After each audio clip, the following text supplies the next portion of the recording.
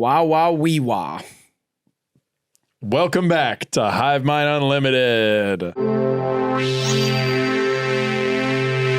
And welcome to another episode of our movie series, How Did It Age? Where we talk about older movies and reevaluate them with modern context. Today's movie was chosen by you, our Patreon and YouTube members, and it is 2006's Borat. Borat. I like how you said that. Borat. I watched that Borat movie last night, and I don't like him very much. Yeah, Borat came out in 2006, and it is based on the character Borat Sagdiyev, Sacha Baron Cohen. Yes. It is directed by Larry Charles and based on Sacha Baron Cohen's character, Borat Sagdiyev. It also features Ken Davishian It's the guy who plays Azamat, his producer, and Lunel, and Pam Anderson. Those are about the only three insiders you have in this. Everybody else that appears in this movie is a regular person. It was an absolute box office smash. On an $18 million budget, it managed to gross $262.6 million. Fun fact, it first premiered to live audiences or paying audiences in Traverse City Film Festival. Oh, really? Which is odd. The TCF. Yeah, the TCF, which makes me think I know where we're going next year. The TCFF, sorry. And it is universally loved by critics and fans alike. It has a 90% on Rotten Tomatoes, a 7.4 on IMDb, and a 3.7 on letterboxd. The Roger Ebert website, if you didn't know, Roger Ebert has passed away for some time, and all the movie reviews on there are just by journalists and stuff now. This one wasn't done by him, and I've decided I'm going to draw the line. I'm just going to start posting like only Roger's reviews. Posting or talking about? Or like talking about him, like posting them, like here, he pops up. Because I feel like sometimes he pops up and then it's written by like Jim Emerson or something. Yeah. And I'm like, whatever, I don't care. Yeah, that's been happening for a long time. I know, I'm drawing the line. I'm stopping that. Can I point something out to you, by the way? What? I don't watch, this is going to be tough. I don't watch the rewatchable to listen to. I don't know. Yeah. And I didn't know that you stole the Our Guy Raj from them. Yeah, of course. It's Our Guy Raj. Yeah, I just feel like that's weird to say Our Guy Raj. Like, they probably knew him. Like, those are like... No, they did not know I think him. Bill Simmons probably knew him. Probably. He knows everyone. He knows the Prince. Yeah, he knows everybody. He knew Epstein. Yeah, he was friends with him. And he's on that list. Yeah. But at the same time, I was like, jokingly, I was like, why? I was like talking to Hunter about it. I was like, Graydon always says Our Guy Raj. He goes, that's from the rewatch. I was like, you guys basically just copied their whole thing. Yeah. I had no idea. So this whole time I was like, that's funny that Graydon says that. No, it's just Bill Simmons, man. It's Bill Simmons worship. So you just stole. Yeah. Okay. All right. I was just but making he's sure. Our Guy. I feel like even when Bill says it, it's Our Guy like as a movie fan. Yeah, but he knows him. I don't think he's dead. Dude. He knew him. Sorry. Who gives a shit? Yeah, I don't know. I'm just, you don't know. We didn't know him. That's all I wanted. I might have. No, you didn't. I don't know. There's a bunch of shit you could say about this. I just want to get this one fun fact off before Riley gets into his little synopsis. I had this down too. I know what you're going to say. Can I say it or no? Yeah, I was just, This movie led to the divorce of Kid Rock and Pam Anderson. Yes. At a private screening in Malibu, Borat, or Sacha Baron Cohen, sorry, it's like, oh my God, who's who? They're the same guy. He said, hey, how'd the screening go? Pam said, we're getting a divorce. And he said, no, really, how'd it go? She said, no, we're getting a divorce. And on the legal signing of the divorce, she wrote Borat. Because Kid Rock said she appeared as a whore in the movie, which is crazy. Well, she thought it would be funny to take him to the screening of this movie. Yeah. Didn't tell him that she was in it. So he was surprised that she was in the movie at all. Wow. And then said that he didn't like that they showed her sex tape in the movie. Yeah. And it made her look like a whore and which is just, it's just, yeah. The layers of irony are rich. Right. And she said we didn't speak much after that night, for the rest of their lives. Which is just, no matter what you think about this movie, it might have done one good thing, which is cause a divorce in Kid Rock's life. That's true. So that's good. And expose the dirty underbelly of America. Right. Let's get into it, Riley. Give us a little breakdown. Borat is a mockumentary that follows reporter Borat Sagdiyev from Kazakhstan as he travels to the United States for the first time. His mission is to discover and report on what makes the USA a great nation for the benefit of Kazakhstan. Along the way, Borat offends many and eventually loses track of his initial goal when he becomes obsessed with Baywatch actress Pamela Anderson. As a result of this newfound infatuation, Borat shifts his focus and sets his sights on Los Angeles, where he hopes to make Pamela Anderson his wife. Nailed it. Yeah. That's true. That's what the movie's about. It sure is. It's really just about, yeah. Had you seen it before? Yeah. Yeah, I had seen it once. Okay. Like about 2 years after it came out. I think I was at my friend Nick's house and he was playing it, and I didn't like it. I had like a brief infatuation with this like prankster expose style of stuff. Like I was like an Ollie G guy when I was a kid. So was I, which is why I was so surprised to dislike Borat. But yeah. I think I can kind of explain why as we get into it. But. Like Trent Green. I liked like that era, like Freddie Got Fingered type. Like I'm a character that then I know Freddie Got Fingered is a scripted movie, but Trent Green would do this style of stuff often and go into public as a character. And then, even into later life and college years and stuff, Eric Andre is like an extension of this kind of comedy where it's like, you're the setup and that's it. Like the public is the punchline. Yeah. It's not like you're doing a joke. You're just like, what if I did this? And then look at how people react. That's funny, isn't it? Yeah. So this one I have a feeling is going to be a little discombobulated because like I mentioned, there's not like actors in this per se. And it is just, as I said, kind of getting public reaction to stuff. So I guess we can pull some lines to start. Yeah, there's going to be lines, but at the same time, it is more of like the concept and moments are important in this movie. And it was chosen by you guys. And I don't think it necessarily, I'm not saying we're upset that you guys chose it. You guys get to vote and whatever you guys vote, we're going to talk about. I do think this movie fits the least this kind of category system that we've made for this. Right. Yes. Obviously, it does beg if you just ask the question, how did it age? This one comes to mind. Yeah. Because, politically it's aged kind of interesting and whatever. But with the categories where we do best performance and stuff, that's not as much of a talking point in a movie like this. Yeah. The big quotables that come from Sacha Baron Cohen, like everybody and their mom, including Mac from Always Sunny, says, very nice. Yep. Wah, king of the castle. There's a lot of things Borat says just as like... My wife. Yeah, my wife. My wife. Vagine. Right. Everybody does this, and it's become a part of vernacular that now feels lost. It's like, it is reserved for like, dudes do this and it's annoying. Like, it's like your annoying husband won't stop saying, my wife. Yes. Which is weird because, just like where it comes from and what it means, it's weird. It's weird because I don't even have a husband, yet he keeps saying it. Yeah, that's what I'm saying. Also, in the intro, he's like talking to the joke guy. Guys, which is funny. Why are you ever supposed to like joke? He's getting a lesson on American humor. Yeah, from a guy who seemingly like loves The Office or something. I don't even know if that's the case. I think it's more like old dad joke books or something because he's telling him about not. Which is really funny. That is actually like a very funny part of the movie. He's like a big thing right now is not humor. Yeah, not jokes. So it's not jokes. So like when somebody says something that is untrue, then they go, not. Yes. He's like, this does feel very distinctly 2006 because I'm like, if this had happened at any other time, it'd be explaining like other things. Like you remember like anti-jokes? Yeah. Like there's always been these like weird waves of types of jokes. And like I saw even there was a quote from Trump recently that was like, I was not hanging out with Epstein all the time at all. And somebody quote tweeted it and said Tim Robinson syntax. And I was like, that is kind of like people do this extra thing on their sentences. I wasn't hanging out with him a lot at all. Yeah, I wasn't hanging out with him a lot at all.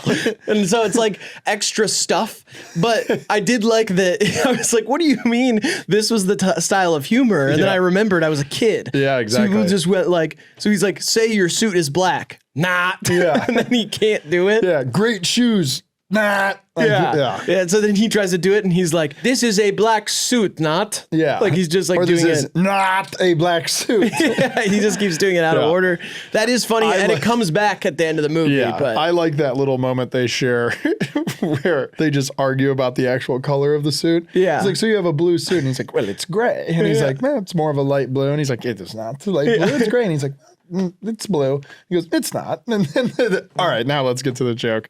During that scene, he says, sometimes my sister shows her vagine to my brother Bilo and says, you will never get this. You will never get this. And then one day he break out of his cage and he did get this. That line is crazy because he also prefaces it that his brother Bilo is mentally impaired in the R word fashion. Yep. And then he doesn't say he's in a cage up until one day he breaks out of his cage. stage, and he does get to this. Yeah, that's that line's awful. pretty crazy. It's really bad. I love when he goes to the car dealership. This is the first line that made me laugh out loud, is when he says, I want to have a car that attract a woman with a shave down below. Yeah. And then I love that the guy just stares at him and then just goes, well, that would be a Corvette or a Hummer. Yeah, that guy gets right down to business. He answers it. Yeah. I forgot that some of these normal people are legitimately very interesting in this movie. Big time. And so that made me laugh really hard. That he's like, he doesn't even like scoff at the question or like how he asks it. He goes, well, that'd be a Corvette or a Hummer. When he's still in Kazakhstan in the beginning, this line I like never really picked up on just being as like funny of a line as it is until this viewing. It says, in Kazakhstan, it is illegal for more than 5 women to be in the same place unless it's in a brothel or a grave. That's just like a funny line. Yeah. It's like a grave. Also, like you can put a bunch of dead women in a hole and that's where they're, that's not even when he's in Kazakhstan. That's like before he goes into the women's meeting group in the US because he's like amazed. No, that's what he's telling them. He's telling them to their face because he's like talking about it's like a feminist group. And then one of the ladies leaves and then he also calls her a man. Yeah, he's that like, line in his head is really funny because it's like, I could not even listen to what this old man was saying because I was too distracted. Yeah, and it's like he's trying to disrespect women, but the whole point is that he won't listen to her because she's a woman, and then he just calls her a man. And it like, so makes dumb. it's... Why don't you give us a little smile, pussycat? Oh, I hate that. Why does he know what pussycat is? No, I know. Yeah, he doesn't fully stay in the character. Like what he knows and doesn't know is not all the way figured out. Which is, it is the product of a lot of this just being improv. Right. And that is one thing that I do respect about it is it's a lot to do this much improv with unsuspecting audiences. There's a bravery that goes with this. Totally. I just think the character itself, the way that it's written, and the premise for what this is existing outside of 2006 is so hard to stomach. No, and we'll talk about it more as this goes on, but I do think, the subsequent film in 2020, as it's titled, minus like 25 other words, works better because of the political environment of like COVID allows you kind of like, well, here's the expose or the angle into like this, like whatever ridiculous society where like this is more just like trying to make people uncomfortable and trying to decide like the difference between like tolerance and politeness. How everybody like says they're being nice, but it's really just a matter of like not wanting to piss people off. Yeah. And I think it's more of like an examination of that loosely.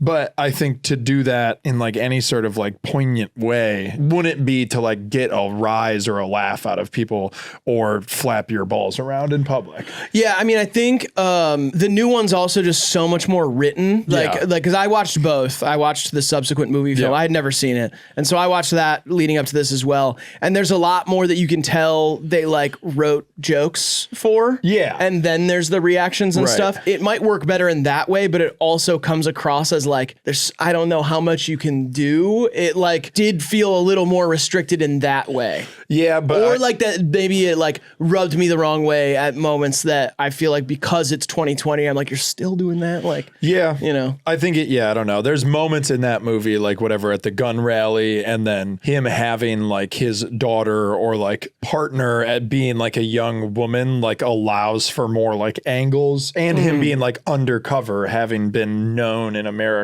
Yeah, he says he's too famous, so he ends up like he's like, I hated that I was being recognized. How am I supposed to like be a journalist? All this stuff. So he has all these. They're just added like costumes, layers that I feel like make the second one more like funny in moments. Yeah, it's also obviously comes after so much internet content, which has kind of done the same thing that he's doing. Yeah. So I think they, in their mind, had an idea of what would happen in each place. Yeah. And in this movie, the first one, it doesn't feel like that. Yeah, it just feels reckless. In the second one, like one of my favorite things is just that he's talking to the guy and he's faxing the guy in Kazakhstan and he's like, what do you want the fax to say? And he's like, sup. And then they fax the dude sup. And then he said sup. Like, it's just like he's doing texting, but via fax machine. Yeah. And like, that is so funny because it's so dry. Like, it's like a quiet, dry humor. And they're just going back and forth. He goes, what do you want to say? He goes, chillin'.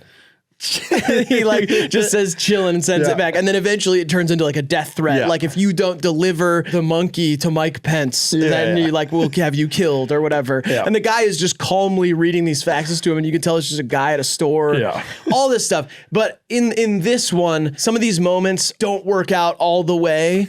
And there's a charm in that because you can tell that it wasn't all the way planned. Yeah. But I think its best moments come from the truly shocking things that happen. Like, to me, the best moment in the entire movie is when he is performing the national anthem at the rodeo. And before he does it, he says, "My name is Borat. I come from Kazakhstan. Can I say it first? We support your war of terror." Big Right. cheers. Then he goes, "May we show support to our boys in Iraq." Huge cheers. And he goes, "May US&A kill every single terrorist." Cheers. "May George Bush drink the blood of every single man, woman, and child of Iraq." People still cheer like super loud. Yeah. Then he says, "May you destroy their country so that for the next 1,000 years, not even a single lizard will survive in their desert." And people still kind of cheer at the end. That to me was like, okay, that's what this movie is supposed to do. Yeah. Is like take you down the line. It starts with like a little politeness, a little kind of like whatever.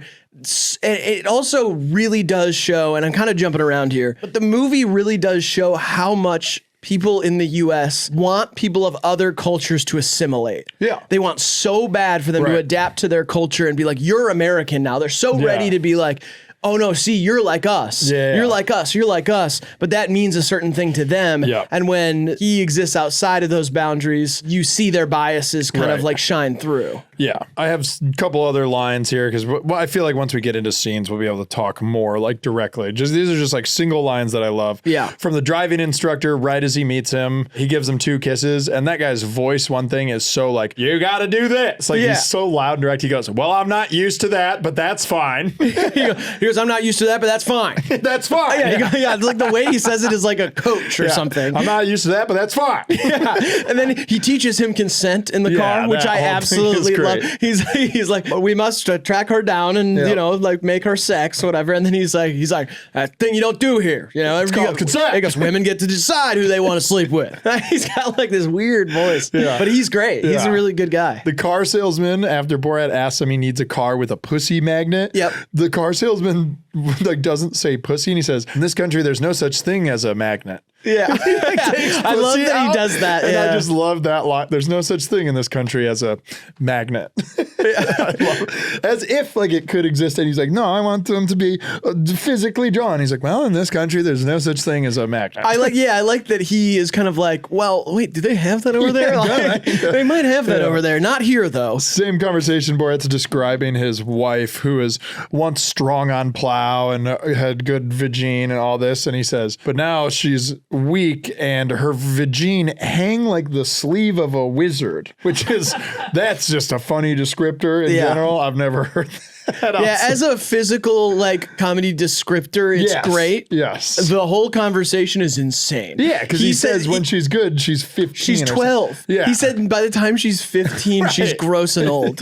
Like, it's disgusting the things he says in this movie. Yeah. And then there's the famous guy he talks to at the rodeo, who in the rodeo scene, we can talk more, but he's telling him, he's like, "See, that mustache, you look like a terrorist. If you just shave that doggone mustache, maybe you'll look like some type of an Italian or something. Yeah. Less or more conspicuous." That guy is so racist. It's out of his, he's absolutely out of his mind. That guy's like the perfect telltale sign of like what would come in 2020. Like, because when he goes and interacts with people in 2020, it's so many like just blatant racists. And you see a lot of that in this movie. Yeah. It kind of is crazy. Like, I know that's like way more prevalent with conservatives nowadays. Right. Like, you saw a lot of that in similar content, in my opinion, like Eric Andre going to the RNC or like, you know, even some Channel 5 stuff. Sure. Like, you see a lot of that be like really blatant, but that's crazy in this movie. They do it a lot. I mean, it's 5 years post 9/11, so you're caught up in that, the Bush anti-Middle Eastern folk Islamophobia, like terror. Yeah, but then they also just like throw in homophobia as well. Like he was that goes right with it. Yeah. So this movie opens up Borat is showing us his home village, which is all shot in Romania and has nothing to do with Kazakhstan. Yeah, it's where is it? Because that whole village like really hated this movie. Yeah, he didn't tell them what it was about. He gave some people like $4. Like, yeah, it's bad. And then there's footage of them watching the premiere like with translation, like subtitles, and they're like, "We'll kill him," which is kind of funny because that's you know what I mean? Yeah. It's like some old guy in the village was like tries to hit the cameraman with a rock, and it's like, brother, take a breath. Yeah. But yeah, I mean, this is a ton of exploitation of people and like entrapment. And I mean, you can't like make fun of the people in the US that like try and sue him for defamation because they get caught on camera saying we should hang gay people or something. You can't get like upset for the rodeo guy.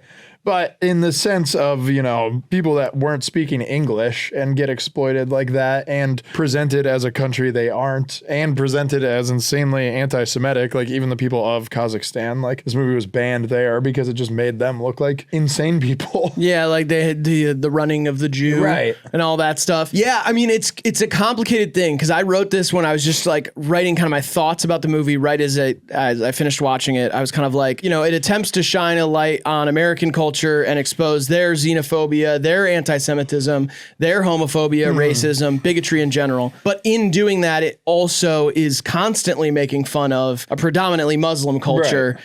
And I think like it just works twofold now, where it's kind of hard to know. Like, is the point? Ultimately, it's a comedy. The point is to laugh. And my biggest problem with the movie is more so that I just don't think it's all the way funny, the way that maybe other people find it to be. And it's partially just like my style of stuff. Same. I'm not like into super vulgar stuff. So that's kind of how it goes. And I am, and it still doesn't hit. So right. And I think there also are some kind of like moral problems you can have with it that are totally justified. So we have that intro scene, whatever. There's, you know, his neighbor that is a prevalent like callback that is kind of good. I do like that. Although isn't from this far away, such a foreign place, everybody still fucking hates their neighbor. Their neighbor's like a pain in their ass. Yeah. That's like a nice connection. There are a couple instances of that. And then I love when he gets to America, like the initial subway scene. I think that's actually like a great physical comedy because he like walks into the subway and he starts introducing himself to everyone. Like that's a thing that gets And everybody's just telling him to fuck off. Yeah. And then the chicken comes out of the suitcase and then he tries to kiss that like classic New Yorker and he's like,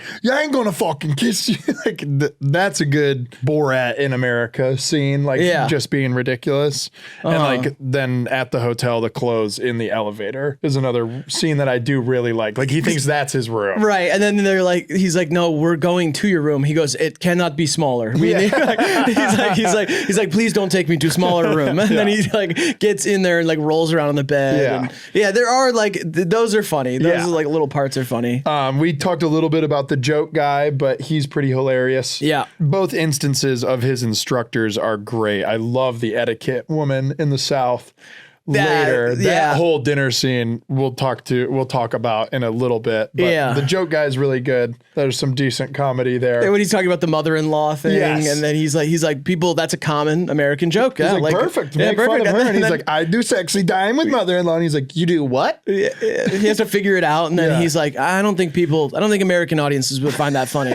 Which I think is really funny because the movie is so popular in America. So it's like he's basically like doing a little bit of meta commentary without knowing it. Exactly. He's like, I don't think that's going to be funny to American audiences. And lo and behold, $256 million later. Right. The buy in the car guy is one of the best guys in it.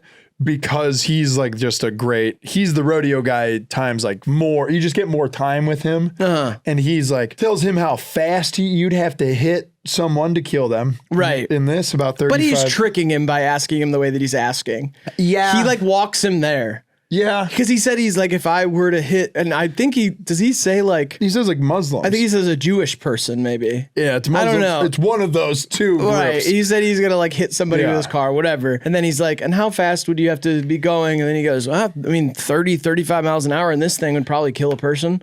Like he's just kind of like. But then he's like, would it damage it? And he's like, if someone rolled up onto the windshield, like he gets too descriptive with it. The way that Borat does that though is like, he works him there. Yeah. I think. I don't think of that guy as like super malicious. Nah, but he is kind of creepy. He acknowledges the magnet. I guess. The live newscast is really awesome. Yeah. The weatherman. The weatherman just breaking. He so can't get funny. it together. Yeah. He's like, oh, they're calling you over there. And he goes, and he keeps breaking. And he goes, nice to meet you. Yeah, that part's really funny for really sure. great. I do like when they're sitting there on the news and he goes, okay, you tell me when we're ready. I'll go make a bathroom. I'll come back. And then he goes, no, we're actually live right now. And he goes, and he like turns it on like really quick and then gets really loud. He does like a voice that is not his on the news. Yeah. It made me think that they filmed that first. Or something, or that like maybe he acts different when the camera's on. Right. Or like the news, like maybe even in Kazakhstan, like when he's on the news, he does that voice or something. Yeah, something's weird about it. Yeah, and then he stands up when he's talking. He doesn't know what the mic is. That has like a bunch of good, like awkward physical comedy. Yeah. Yeah, but the weatherman really steals that whole scene. Yeah, that part's so funny. I think one of those people got fired too. I think the guy that maybe interviewed him got fired because he like replied to the email originally. And then he said it wasn't until like, he might have like resigned, but it was like 6 months later. And he tried to join in on a defamation lawsuit because he was like, I can't stress to you enough how much my boss couldn't trust me. After that day, it was just like anybody I wanted to interview. He was like, oh, here we go again. Yeah, you're gonna get pranked. Yeah, you were talking about the etiquette teacher, the like Southern people, kind of like the Southern hospitality people, and they're having a dinner party. That's teaching them my favorite scene. I think it's weird because I do like it. I think there are some funny jokes within it. I think like even as much as I don't usually like vulgar humor in this way, him not knowing how to use the bathroom and bringing the poop back in a bag is funny. That is funny to these people. Yeah. The only thing I will say is like, well, yes, it does expose, like when he introduces his date and it's Linnell, then they are kicked out. It exposes like the biases of those people, but it also does use her as a punchline. Yeah. In a way that is like a little bit like, to me. When I was watching it, I kind of was like, I don't know, a lot of 2000 shit did that. It'd be like, ha, like, black hooker. Like that's the joke is black hooker. Well, the joke is that like they are so patient that he could bring poop back to the table and she says, excuse me for a bit, and goes up and teaches him how to wipe his ass. Yeah. And then invites him back to the table. And then it's not until he invites a black hooker over that draws a line. Right. She says, no, you can't stay like I for said, dessert. It does expose their biases, but at the same time, it does feel a little bit weird. And they are having the conversation. They're like, there are some cultural differences. Yeah. I think, with a little bit of help, he's a nice man. He's just different. Yeah. Whatever. They're like trying. I'm not saying I'm not caping for those people. Right. Obviously, they're old Southern racist people. I don't care about them and, whatever. But at the same time, I'm like, it just feels a little bit off watching it in 2025 where I'm kind of like, okay. I roll my eyes at it a bit. And there's obviously excessive use of the R word in this movie. Mm-hmm. That instance in that scene is the only funny time it's used because it's the mishearing of a guy saying he's retired. Yeah. And he goes, oh, you're this? And then he turns to everyone, he's like, keep one of these around or whatever. No, he's like, it's nice of you to still have him over, even though he, whatever. And then the callback is when they call the cops on him and Lunel and they're running out. He goes, why'd you call the cops? Did the escape? Did the R word guy escape? I'm like, oh my God. Like that's the only time that those like the mishearing of it made it like funny. And then he just keeps hammering it at that guy. And his face too. He's so like confused and just like, oh yeah. I mean, that part is funny, but at the same time, I had been warned by the use of it already. Like I kind of was like, all right. Yeah. I mean, that's like a quarter of the movie. Yeah. Then we go, from that scene chronologically, they go dancing or whatever. They go to the hoedown bar. The big iron steel or whatever with Lunel. And the joke there is that he just keeps introducing her as a prostitute. Yeah. And then he kind of falls in love with her. Yeah, but then he says that he's in love with Pamela Anderson, so he can't in good conscience sleep with her. Yeah. Which I was going to say earlier, it's a dumb thing, but I did laugh at the joke where when he first says that he's infatuated with Pamela Anderson, he says, but I have a wife, so I could never pursue her. Right. And not a moment later, he gets a call that his wife has been eaten by a bear. Yeah. And that is funny to me. Yes. As like a... Broken by a bear. I think it says the bear breaks her. Yeah, whatever happened. But he like, it's a great plot point that it's like, the movie needs this to move forward. Yeah. Instantly gets the call. And then that guy's reaction, high-fiving and kissing him after his wife was dead. Yeah. He goes, my wife is dead. He goes, high five. Yeah. While we're on the bear topic, I do love the bear that's in this. That he buys for protection because he isn't allowed to purchase a gun for protection from the Jews. So he buys a bear, and the bear just rolling around with them, and then it being an ice cream truck and all the kids running up and the bear growling at him and then running away. That's good. Yeah, that feels like Napoleon Dynamite or like Hot Rod even or something. Jackass. Yeah, yeah. It's just like, but even the way it's shot, it feels more like a movie than like the rest of it. You know, they're all like, and then they run and turn back. Yeah, that's pretty good. I don't like the guy that's his partner, the big guy. Azamat? Yeah, I don't like him. I mean, physical comedy wise, I think he's super funny.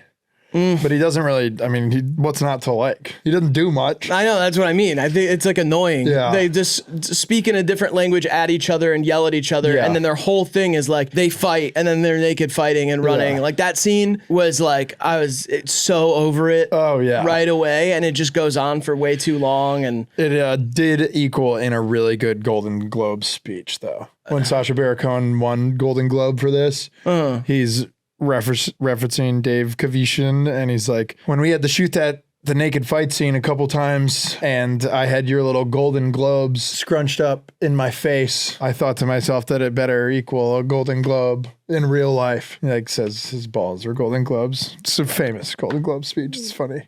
Is it funny? I thought it was funny when I saw it. I'm not giving a speech, so I thought it was pretty funny. Yeah, I just didn't like the whole inclusion of this entire thing. Is that the guy from Always Sunny, by the way? Who sleeps with Dee? Who's maybe. He's like Dee's manager when she's a comedian in that one episode? Yes, I think so, yeah. Is that the same guy? I think so, yeah. Okay, yeah. Yeah, that's a historic scene, whatever. I wasn't that big of a fan of it either. I like that he hitches a ride to Hollywood with like the Christian bus. Yeah. And then when he starts like, when he's walking on the Hollywood Walk of Fame, he's still he's like high off of the Christian hymns and stuff. Amen. He's singing it. And it's all the people and freaks walking by him. And then the tone of the song gets like a little darker. Amen. And then the devil walks by and he's like, amen. Yeah. And then he recognizes Azamat as Charlie Chaplin. And he goes, I did not come here to fight the man dressed as Hitler. That part is funny. Yeah, that part is funny. I'll admit that. I kind of forgot about the Pamela Anderson scene, and it is truly horrifying to watch. Yeah. Here's the thing. I know that she was in on it. I know that now. But the way that it postures the rest of the movie being all these other people and the way that she's acting during it, it does not present you with that information. And to watch a guy straight up put a bag over a famous woman's head and try to steal her is like legitimately tough to watch. And her running through the parking lot and like losing a shoe. Yeah.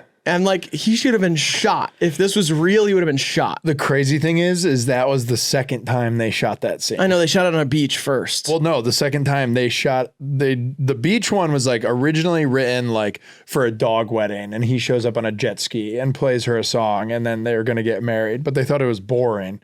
No. Like, I'm talking about the one where he puts a bag over her on the beach because it was filmed and like leaked, and that's why they reshot it. Whatever I heard today was that they did it at that spot twice, and the first line of people didn't even react. Like, he put the bag over her and no one reacted, and they ran out and did the thing, but when they looked at it, they were like, well, that's not gonna work. Oh. And then because there were like two waves of people. It was like a meet and greet like at 11 and at like 1. Okay. And there was the second line of people that actually jumped in and like gave them the reaction they wanted. But the scariest thing to me in learning that was that he did it once and he carried her out of the building, and everybody in there was like, I hope she gets back soon. I hope she can sign my DVDs. They're like, damn, he stole my idea.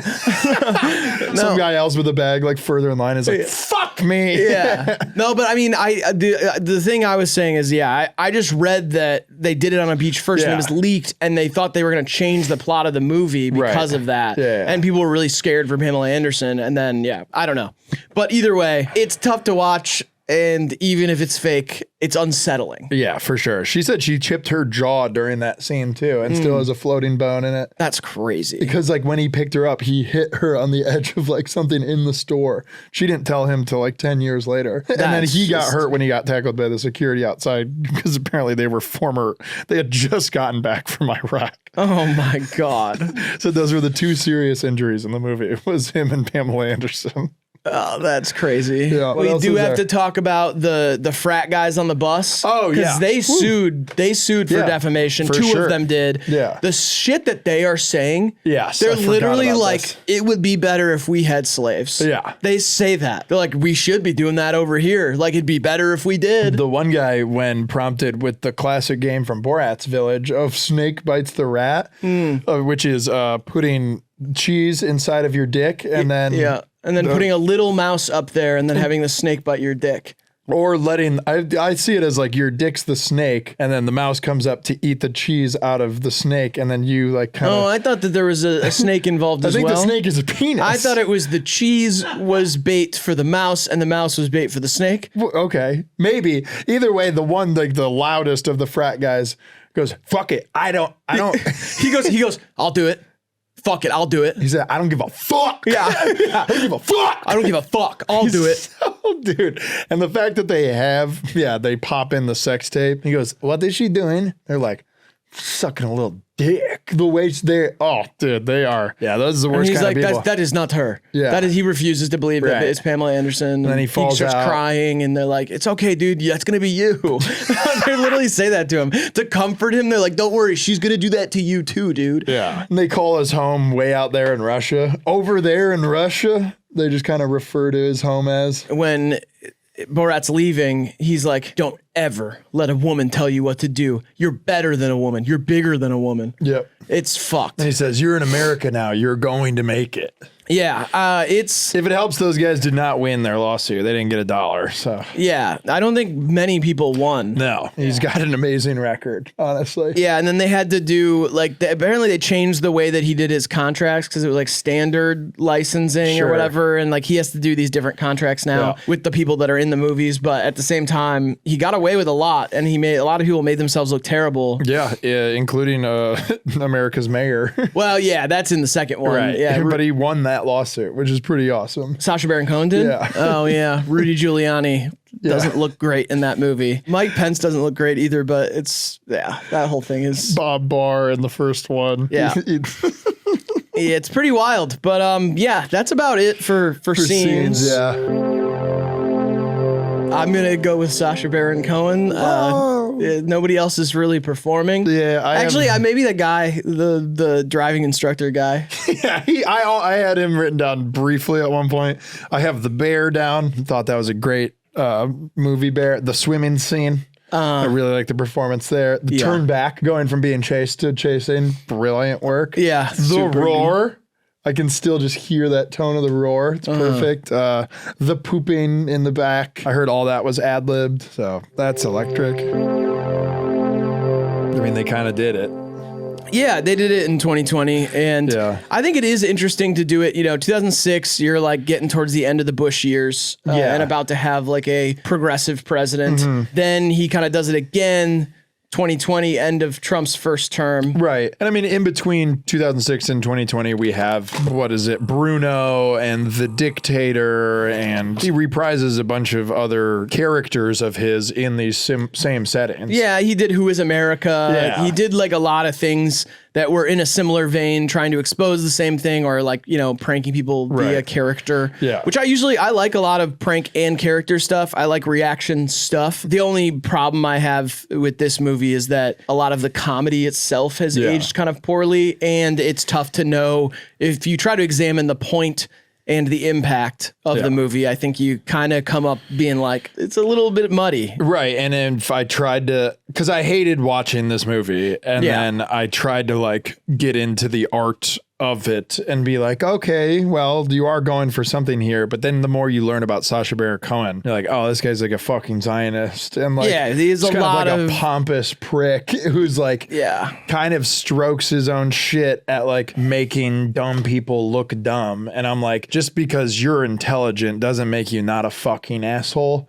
It's kind of like through any amount of research I put into this, I was just like, oh, I just dislike him more. And I'm like, yeah, he might be smart, but he's a dick. There's a lot of smart people I dislike. Yeah. And I think, I mean, he's obviously like, he's pretty pro-Israel. Yeah. Israel doesn't consider everything that he does as supportive as they would like. I've seen that.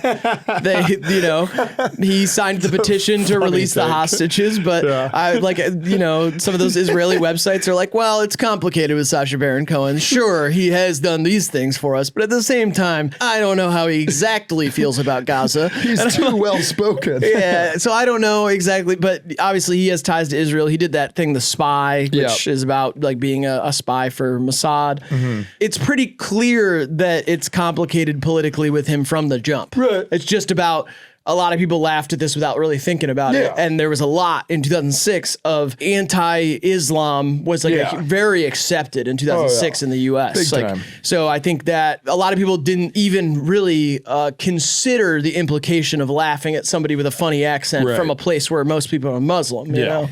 And I think that's what has changed the most since then. You know, it's funny, Kazakhstan now, when they make like their tourism ads, it's very nice. Yeah, they say very nice. It's like people walking around their country looking at stuff and they'll be like, very nice. Yeah. So it's cool that they've turned on it. They hated it at first. They literally said that it was banned and that like it was they were super mad at Sacha Baron Cohen. And then they were like, fine, I guess it's what people know us for. So we'll do very nice, my wife. Yeah. High five. Can you imagine being an American tourist going to Kazakhstan and like having the absolute ignorance to be like, very nice. Yeah, it'd be like Jake and Logan Paul doing the Pokemon shit, throwing Pokeballs at Japanese people. Yeah. I said, how do you recast this? I was like, is it Eric Andre again? He basically did something like this. With a road trip. And then I was like, someone who can get away with anything. I mean, Drewski's kind of like... Drewski would be good. Dipping into that territory by doing like the white face of the country rally guys. Yeah. Nick Mullen kind of gets away with shit. He would never do something like this because it's too much effort. Yeah, I just made a joke. I was like, what if we dressed Johnny Knoxville up like an old man and he had saggy balls? Oh, they did that. Yeah. That's like, this territory doesn't need to be retread, I don't think. I don't think there's room in the genius playing the dummy or genius playing the fool anymore. I think it's like, all right, it's been done from as highbrow as you want to read into this and as lowbrow as Eric Andre getting fucked by a gorilla and Johnny Knoxville being like a sick old man with elastic balls. Like that's all the ground that needs to be covered. Like, not much room for anything else. Yeah, and it just reminded me of this, but in the subsequent movie film, when he's looking for disguises to where he's at the Halloween store and he sees, how they do those off-brand ones at like Spirit Halloween or whatever, and instead of saying Borat, there is a costume that looks exactly like Borat and it says stupid foreign reporter. And that's kind of a funny thing, is like that's what he was doing. The character was a stupid foreign reporter in his mind. Yeah. It is a funny needle drop that it has everybody's talking at me. It's the best. Everybody's talking at me. It's a midnight cowboy. He's cruising around the city, and I love that and the reprise of that and just how that's used in it. I think that even played like as he walked onto the stage for accepting his Golden Globe. Yeah, people call it the Borat song. Yeah, which is so crazy to me. But I will say I did some research about the rest of the music, and that was a little controversial as well because it is not traditional Kazakh music. No, it's all his brothers, isn't it? Or something? Yeah, it's mostly his brother's music, and it's like Romani and Balkan music. Like it's not, when you think about it that way, it's very weird that it's just like erroneously evoking a culture's music by using other cultures. It's weird. Yeah. Because you're supposed to be like, in your mind, that's what you're imagining the music of his native place sounding like, and it's not. It's just this movie is layered down to the last layer that the joke for them, or the joke that this is proving, is that ha ha ha, you thought that was this. Of course you thought that's what Kazakhstan was like and that's what their music was like. But down to every last detail, we improved that it's don't. showing your misconceptions about, Right. And like even the one guy being like, you could look Italian or whatever, and like he's a British guy. Right. You know, like it's like, I understand it from that angle that everything is wrong on purpose. His brother also wrote the Wuhan flu song in the 2020. Well, Dr. Fauci, what we gonna do? Inject him with the Wuhan flu. Yeah. That's a great song. And he also wrote the Kazakhstan national anthem that he does to the tune of our national anthem. That is very funny because I love that they're totally with him until he starts singing about how Kazakhstan is the best nation in the world. And every other nation's run by little girls. That whole scene is legitimately great. But I just want to, just because it's on my mind, we did forget the scene where he goes to the yard sale. And he's trying to collect the gypsy tears. And then he grabs the Barbie doll and he goes, "How did you shrink this woman?" And he's, "Are these your spells?" And he's going through her books. Just a little shout out to that scene. That is pretty funny. It reminds me of in the subsequent movie film when he gets his daughter a cupcake that has like a little baby on top of it. And then his daughter eats it, and then she says that her stomach hurts, and so he takes her to the doctor, and he's like, "She has baby inside her. We want to get baby out of her." And then he's like, "Okay, you know, whatever." And then he's like, "I feel bad. I put baby inside her." And then he's like, "And you're her father?" And the guy fully is like, he's like, "I don't care how she got like this. Yeah, we're gonna not talk about that. That is just what we're dealing. The problem is already here, so let's figure out how to deal with this." And then he's like it's just like they're doing the abortion dilemma, but with a girl who just like ate a cupcake with a plastic baby on it. It's ridiculous. Yeah. Would you recommend this to someone, Riley? Imagine me, a friend who hasn't seen it. And I was like, "Hey, someone wants me to watch Borat. Should I do it?" No. Should I spend 84 minutes of my life watching that? It honestly feels so much longer than that. Oh, it felt like 2 hours. It felt like a good 2 hours. Yeah. Because I sat down to watch it and I was like, sick, 84 minutes. I'm going to breeze right through this and have the rest of my night. I checked the time on it twice. Yeah. I was like, oh my God, 34 minutes. Oh my God, still 18 minutes left. Yeah. Yeah, I would not either. I would not. Yeah. I gave it 2.5 stars and said, "My wife, LOL." Nice. I gave it 2 stars and I said, "More like bore at." That's good. Thanks, man. I wish I thought of that. Yeah. I appreciate you. Borat. Yeah. I get that. I totally get it.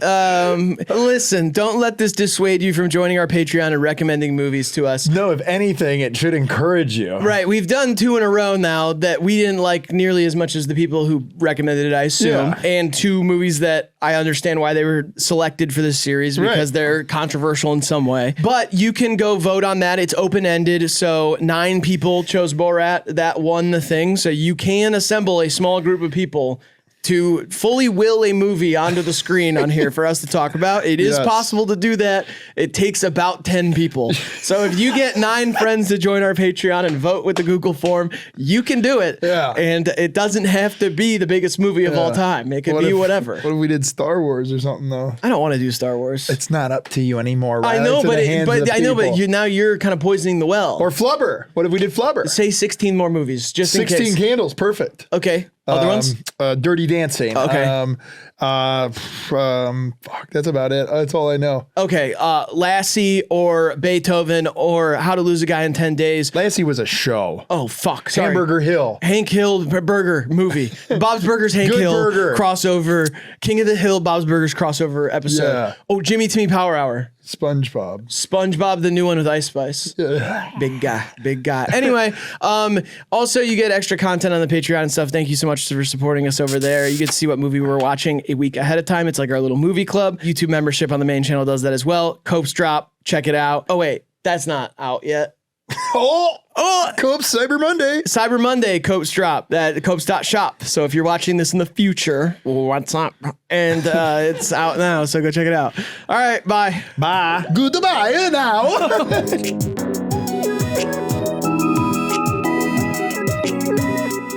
Did you hear that we made chicken and waffles this weekend, Hunter and I? You fried chicken? Okay, no, we did cut corners on the chicken because we did it too late. So we just bought fried chicken from the grocery store. But we did, like, we baked it in the oven so that it was like a little extra crispy. Sure. And then, but you didn't make chicken and waffles, you made waffles and bought chicken. Fuck you, okay? I'm just saying.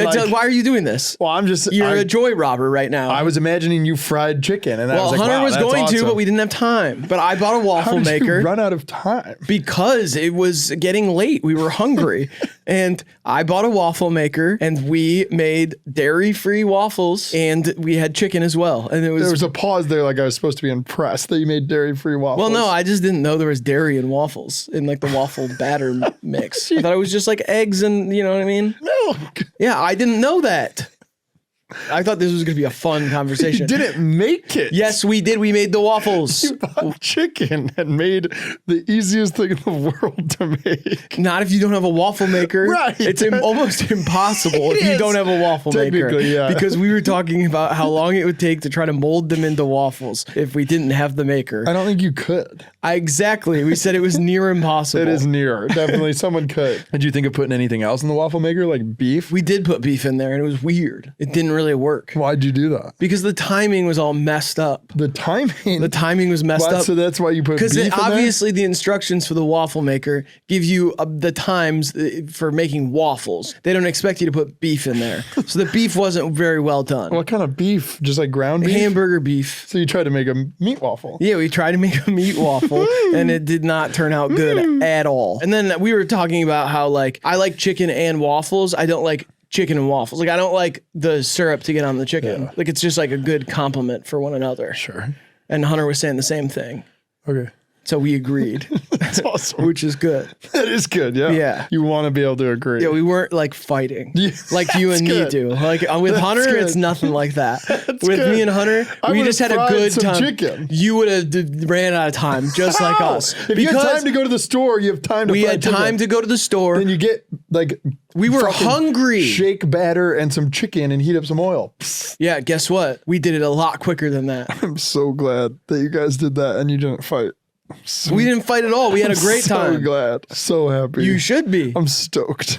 Do you ever get upset that there's no way you could do that without fighting with somebody and telling them they're an idiot? Well, if they told me we were going to make chicken and waffles and they pulled out a tub of already fried chicken, yeah, I'd get upset. Yeah, and that's why nobody invited you to our chicken and waffle party. Because it wasn't a chicken and waffle party. Yes, it was. It was a waffle party. What did we have? We had chicken and waffles. Just because we didn't make Might the as chicken well- from scratch, fuck you, dude. You eat chicken not from scratch all the time. Just because it happened to be with waffles that we made doesn't make the chicken just like, oh, nobody would ever eat that. Yeah, but it made it so that you didn't make chicken and waffles. You We made had waffle. chicken and There you waffles. go. Yeah, that's better. Wow, I wish I had started the whole story a little different. Otherwise, too, so that because you then I didn't have to would've hung up nitpick on all these this stupid semantics. shit. I can't believe you don't know how to have fun. You don't know joy. If it smacked you in the face, you wouldn't be able to know it. Well, it depends on how much time I had.